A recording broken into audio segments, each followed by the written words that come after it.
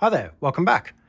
While I have so many Rover P6 and P6B pedal boxes on my workbench, I thought it'd be a good idea just to give a quick rundown of all the different types so that if you're thinking of doing a automatic to manual conversion, you'll know what to look out for and you can avoid some of the mistakes that I made in doing my transmission swap.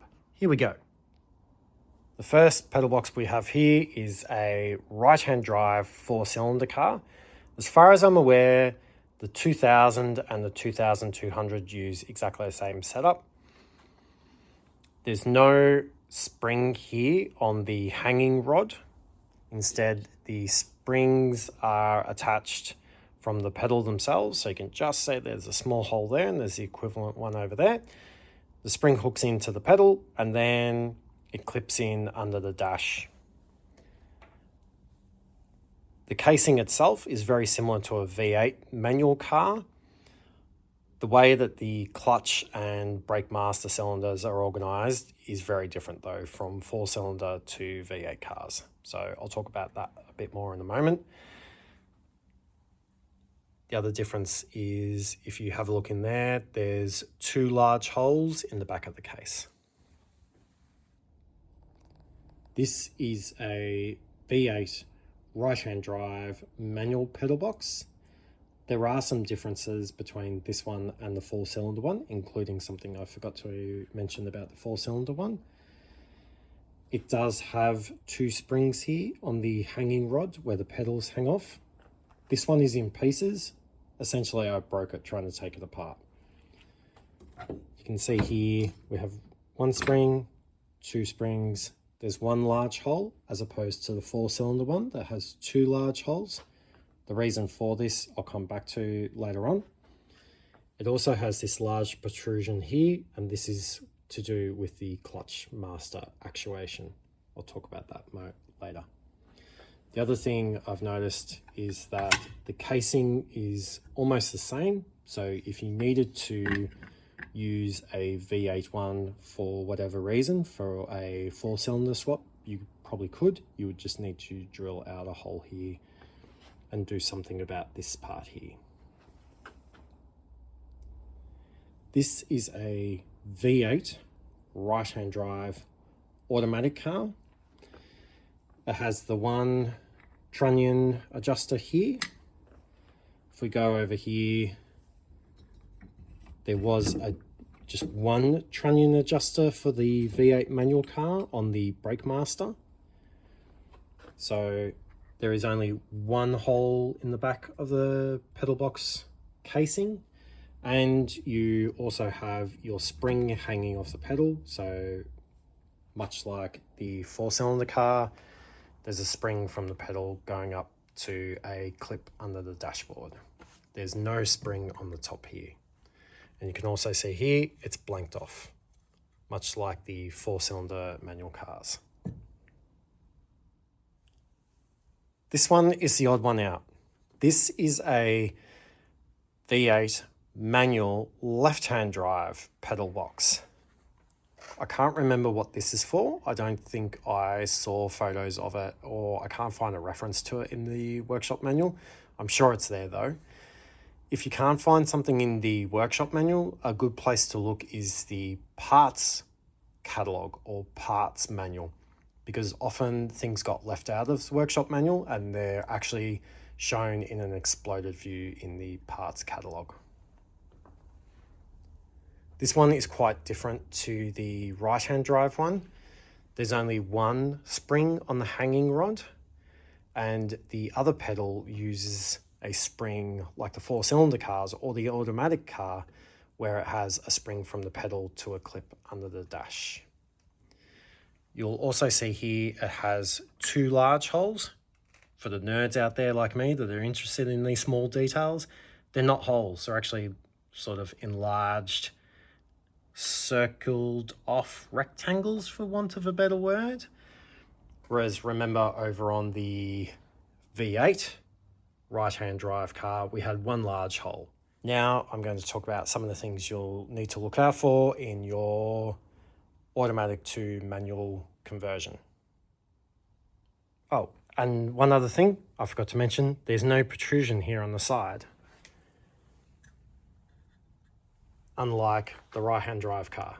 So there's no way to mount the clutch master cylinder vertically in the engine bay on a left-hand drive V8 car. So let's talk clutch and brake master cylinders on a 2000 car. They would bolt side by side onto a plate. That plate then bolts onto the structure of the car. These two rods then go through the structure of the car. They're threaded at the ends and they have a slot in the end so that you can adjust them as required. They screw into your two trunnion adjusters and they come through those two holes in the back of the pedal box I spoke about earlier. It's a very simple setup. You can tell that this one is the clutch master cylinder because it has its own fluid reservoir. I'll come back to fluid reservoirs in a moment. The V8 right-hand drive manual assembly is very different in terms of clutch master cylinder.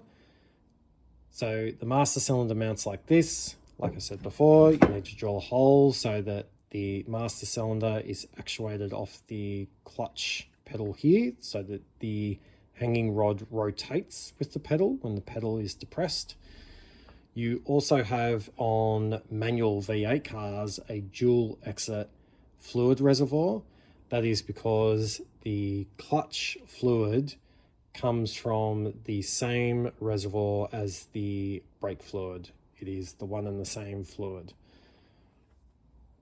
Now we can see why there is only one large hole in the back of the case, and that's because with the clutch master mounting on the inside of the engine bay over here, you only have one rod going through the back of the pedal box case, in that you have one of these mounted in the engine bay and it is coming through and it is going onto the trunnion adjuster that is mounted in this pedal here. So you only have one trunnion adjuster for the brake pedal. The brake master cylinder is sitting in the engine bay away from the heat, and the clutch is sitting over here up away from the heat. And that's how the factory engineered the right-hand drive V8 cars to cope with the heat off the manifold on the V8. V8 manual cars, very different to the clutch setup from a V8 right-hand drive car. This plate here bolts onto the structure of the car. You have two master cylinders mounted. One is mounted up here. It's next to the exhaust on a left-hand drive car. So you can see the factory has tried to get that master cylinder away from the exhaust manifold. And this one is your clutch. So we have our master cylinder. This is the wrong rod, but you can just imagine that this sits in here and then you have another one down there. This bracket goes in like that, and that is how the two master cylinders mount in a left-hand drive V8 car. On with these threaded rods, now you can see why they have two holes in the casing at the back. So you have your two adjusters sitting in there with the threaded rods coming through from the other side. Because I'm not confident enough of my skills to be able to measure where to cut the hole for this part here, and also taking this apart, putting it into the car, getting this in the right spot, mounting this in the right spot, and then getting this all reassembled, I have come up with an idea that uses the right-hand drive 4-cylinder pedal box, and then I'm going to use this bracket from the left-hand drive V8 car and mount two master cylinders going through. So one like that, and then the threaded rods from each of those will then go through and into the trunnion adjusters on this pedal box here. I'm hoping that that will mitigate some of the heat issues off the V8. Although I know you're in the comment section already, on a left-hand drive car, the exhaust manifold is on this side of this bracket here. On a right-hand drive car, when I move it over to the other side of the engine bay, the exhaust manifold is here. So I'm essentially undoing the work of the factory, but I'm hoping with some shielding and some wrapping of the master cylinders and the hoses for the brake and the clutch, I can hopefully solve any heat soak issues that I have. So there you have it. 4 different types of pedal boxes for a Rover P6 or P6B, along with all of the different types of brackets and things like that you'll need, and along with master cylinders and things. Like I said, don't forget, it's not just master cylinder and pedal box, it's brackets, levers, springs, fluid reservoirs. There's a bracket for that fluid reservoir. Even little things like this. I just noticed I have one of these here, but it's actually missing from over here, so it's probably floating around the garage somewhere. Also too, if you've got one of these and you're missing a spring, there are different types of springs out there, and I think they even have individual part numbers in the Rover parts book.